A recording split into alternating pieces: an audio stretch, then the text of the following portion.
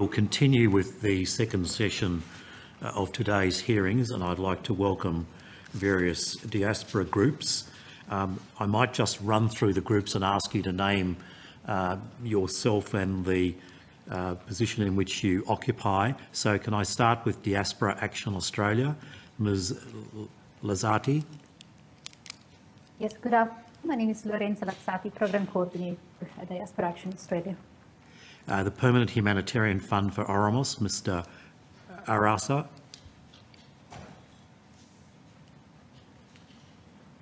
You're on mute, I think, Mr. Arasa. Hi, thank you, Mr. Chair. My name is Tsegaye Arasa. I'm from Jirra, Permanent Humanitarian Fund for Oromos. The Oromia Support Group Australia, Dr. Truman and Mr. Kufi. Good afternoon. My name is Trevor Truman. I'm from the Oromia Support Group in the UK. Mr. Kufi, each of you might go to someone else and then come back and see if that connection has been repaired. Mr. Arasa? Yes. I know you spoke earlier, so but you're speaking in this context as well. Yeah, I'll be very quick. Yes, my name is Tsegaye Arasa. I'm an Oromo from Ethiopia. I live here in Melbourne. I've made Australia my home after fleeing a long series of persecutions in Ethiopia. I'm a co-founder and public secretary of Jirra Permanent Humanitarian Fund for Oromos, a non-profit humanitarian association providing humanitarian assistance to Oromos affected by war, displacement, and persecution. In this hearing, I speak to some of the aspects of the problems Oromos face at home and how that affects Oromos here and our communities here. You have heard already from the past presentation that Ethiopia is in multiple set of crises, in the midst of multiple crises, political, security, human rights, and humanitarian. It is submerged by a genocidal war that has devastating consequences for our peoples in Oromia, in Benishangul Gumuz, Gambella, Tsegaye, and elsewhere. Oromia at this point in time is engulfed by a prolonged war for the last 3 years, a war that is less reported about, but as brutal and genocidal as the war unfolding in Tsegaye. The war started when Abiy Ahmed, the Prime Minister, launched a sustained military operation to eradicate the Oromo Liberation Army in 2019. Initially, the war led to a permanent state of emergency in Wallagga, Borana, and Guji zones, but later expanded to engulf the entire nation, fueled by social militarization that the Prime Minister encouraged and valorized immediately on assuming power. Oromia was beset by the following major tragedies. First is the political assassination of prominent Oromo personalities, including artist Hachalu Hundessa. The second is the mass incarceration of many young people, the Oromo Qeerroo and Qarree, who have been at the forefront of the protest movement that spanned from 2015 up until 2018. And there is extrajudicial murder of young people and putting on a spectacle of execution to help terrorize and humiliate people into submission. Emmanuel Wendumu is a young man who was so executed in Dambidolo recently. There is arbitrary arrest and detention of prominent Oromo political leaders such as Jawar Mohammed, Bakkala Garba, Abdi Raggasa, Batte Urgeessa, Lammi Benya, and a number of others. There is also this consistent attack on Oromo media outlets, including the Oromia Media Network, the media seen by many Oromos as their public voice. In the military operations conducted in Borana, in Guji and Wallagga, houses have been razed and huts have been burned on people. Harvests have been burnt on farms, and communications and bank services have been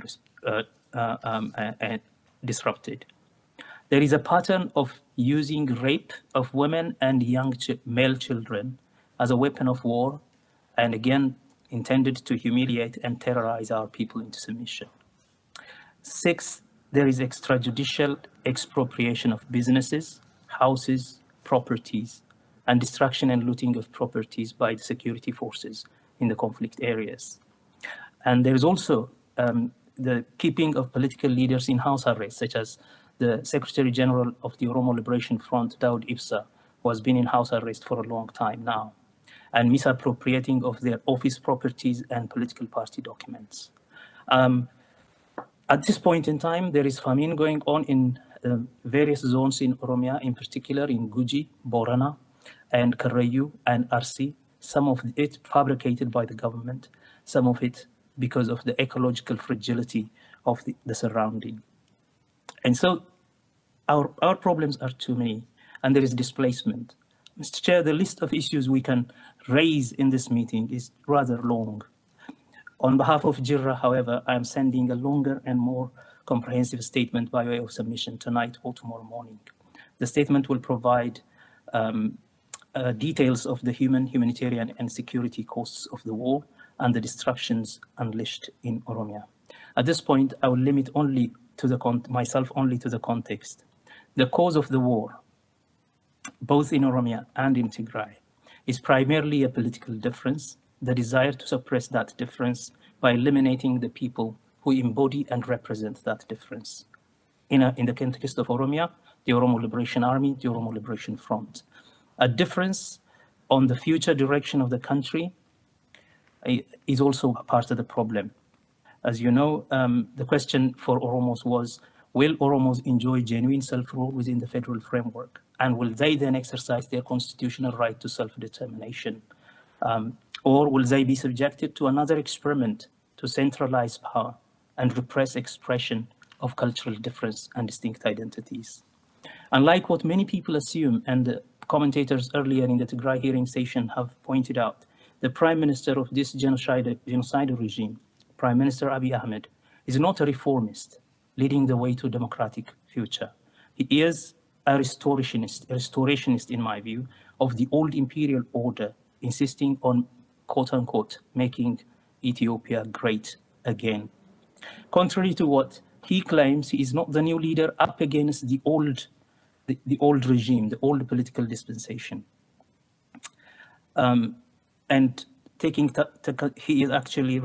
he is part of the old EPRDF order, refusing the reform sought by the public and taking the country to a much older political dispensation of the imperial times.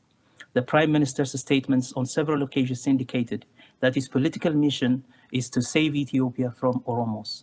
He reinforces the long-held Ethiopianist view that Oromos and the others of the Ethiopian state are a national security threat. The Prime Minister is wrongly lauded as a Nobel Peace Laureate because he, quote unquote, resolved the stalemate with Eritrea, when in fact his agreement with Eritrea was a secret war pact to form an alliance against Tigray and Oromia. To date, the content of the peace deal with Eritrea is unknown. In fact, what is happening on the ground today, the genocidal wars he is conducting in Oromia and Tigray, are a testament to how erroneous that judgment of the Nobel Committee was. Also, contrary to the claims he made when he launched the military operations in Oromia and declared a state of emergency there, he is not for law enforcement. In fact, he violated the constitution, postponed the constitutionally scheduled election, arrested all the Oromo political leaders, staged political show trials, and violently repressed constitutional demands of the Sidama, the Walaita, the Gedio, the Kamant, the Agao, and of course, the Oromo. In the last few days alone, after declaring a nationwide state of emergency, he has launched a renewed mass arrest of Oromo and Tigrayan civilians, Oromo young people to be forcefully conscripted for war efforts in Tigray. The impact, I will quickly rush through the impact. Of course, the devastating impact on the people at home is obvious, but the devastating impact on our people, our communities here, is even shocking. This war on Tigray and on Oromia has a devastating consequence, not just for the people at home, but also for their compatriots here. The Oromos and the Tigrayans here live with the onerous psychological, financial, and social burdens that have disrupted their lives on many levels, be it at home, in schools, in their workplaces, and in their businesses. Psychologically and emotionally, the pain and trauma of loss of loved ones and the consequent mental health problems, including suicidal urges, are palpable. Financially, the burden of raising funds to support their compatriots, in the absence of humanitarian aid that's blocked by the regime is way too much for individuals to bear. Community members have had to sell their houses and businesses and spend their lifetime savings. So often, the less fortunate members had to slice their Centrelink benefits to send most of it to their loved ones at home. The war is taking a toll on their performance in workplaces, in schools. The war is taking a toll. It affects their working hours as they are too busy organizing fundraising or protests or organizing protests to advocate and speak out for the people, or to support those whose lives are in tatters because of the loss of immediate family members. And socially, their children bear the burden of attentive parents. I myself am a parent, a single father to a son. Parents preoccupied with endless series of meetings, protest rallies, and fundraising campaigns, etc. Needless to say, it takes an egregious toll on all of us here. And the recommendations we submit are very much parallel with what the group on Tigray was submitting earlier on.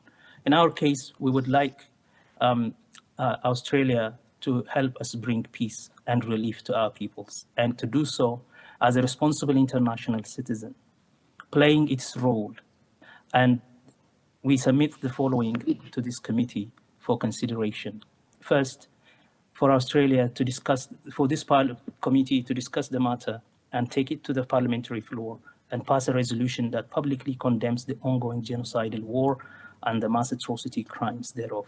And second, to put a diplomatic pressure on the regime using bilateral and multilateral sites of engagement to stop the war and start seeking a negotiated settlement, to decriminalize its adversaries and lift the proscription of OLA, OLF, and TDF as terrorist organizations, to allow unfettered access to humanitarian aid, to release all political prisoners and detainees kept in known and unknown detention centers, to conduct an international investigation of the crimes in Guji, Borana, Wallagga, and everywhere else, because these have been documented by Human Rights Watch and various other international human rights institutions, so that perpetrators of atrocious crimes such as genocide, ethnic cleansing, war crimes, crimes against humanity are all held accountable. And thirdly, we would like Australia to join other international initiatives, for example, the ones by the US and the EU and the United Nations, to find a solution to the multifaceted problems in Ethiopia, to stop hostilities and end the war, to offer humanitarian assistance, to assist in making perpetrators accountable for atrocities, helping in setting up a special prosecution for designing, managing, and executing a transitional justice program, to help in reconstruction of the economy and transformation of the relations among survivors of this war. Apart from what Australia does and ought to do on the international plane, we believe that domestically here in Australia, Australia ought to pay attention to the specific needs of the Oromo communities here. In particular, we would like the Parliament to alert and direct government departments such as the DHS to these specific impacts of war, trauma, and mental health needs, mental health challenges, as they make services available for members of these communities.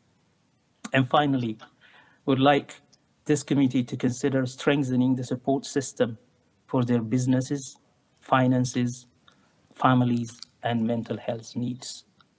I thank you. Thank you. Dr. Truman or Mr. Kufi?